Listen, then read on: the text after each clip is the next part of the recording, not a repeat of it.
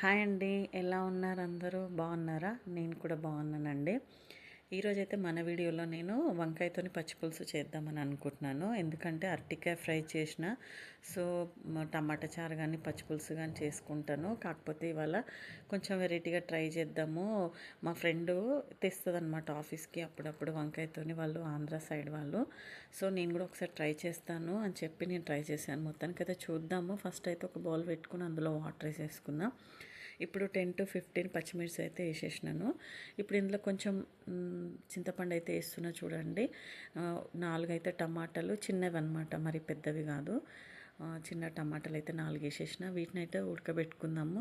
So వీటిని కొంచెం salt వేసి ఉడకబెడతాను, ఎందుకంటే తొందరగా ఉడుకుతాయి.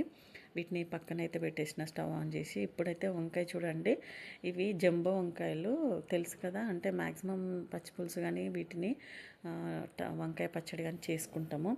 సో దీన్ని అయితే 4 ఘాట్లు పెట్టి అయితే నేను స్టవ్ ఆన్ చేసుకొని దీన్ని కాలుస్తున్నాను అనమాట. సో మనకు కట్టెల పొయ్యి మీద కాల్చుకుంటే ఆ టేస్ట్ ఇంకా చాలా బాగుంటుంది. కానీ మనకు సిటీలో కట్టెల పొయ్యి అంటే కొంచెం కష్టమే కదా. సో నేనైతే చూడండి కాలుతుందని చెప్పి చాకుకైతే ఇట్లా గుచ్చి వేడి చేస్తున్నాను దీన్ని. చాలా పెద్దగా ఉంది. నేనైతే ఫస్ట్ టైం ట్రై చేస్తున్నాను అనమాట. మా ఫ్రెండ్ దగ్గర నేర్చుకున్నాను. చూద్దాం ఎట్లా వస్తుందో టేస్ట్ అయితే. ఫైనల్గా అయితే చూడండి, ఇది మొత్తం కాలిపోయింది. అంటే మనకి పైన వంకాయది తోలు ఉంటుంది కదా, అదంతా మొత్తం కాలాలి. అప్పుడు కానీ లోపల ఉడికిపోతుంది మ్యాక్సిమం. వంకాయది చాలా సెన్సిటివ్గా ఉంది, చూడడానికి మాత్రం పెద్దగా ఉంది కానీ లోపల తొందరగానే ఉడికింది. చూడండి పొట్టు అయితే తీసేస్తున్న పైనది. కొంచెము చల్లగా అయినాక తీయండి. నాకు ఫస్ట్ టైం కాబట్టి ఇది కొంచెం వేడిగానే ఉంది. నాకు తెలియదు కదా, చల్లగా అయిపోతే పొట్టు రాదేమో అని అయితే నేను తీస్తున్నాను. మొత్తానికైతే తీసేసిన. చూడండి ఇదైతే ఇట్లా నీట్గా తీసుకున్న తర్వాత కొంచెం దీన్ని స్మాష్ చేయాలన్నమాట చేయితోని. మిక్సీ వేస్తే మొత్తము పేస్ట్ లాగా అయిపోతుంది, అందుకే ఇలా స్మాష్ చేస్తున్నాను అనమాట. సో నేనైతే స్మాష్ చేసేసిన దీన్ని.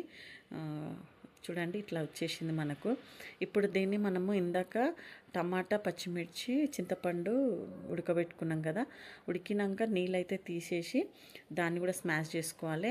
ఈ వంకాయని మనం టమాటా ఇచ్చి పచ్చిమిర్చి దీన్ని స్మాష్ చేసింది ఒక దగ్గర కలుపుకొని మనకు కావాల్సిన వాటర్ వేసుకొని అందులోకి నా వేస్టేజ్ అంతా తీసేయాలన్నమాట.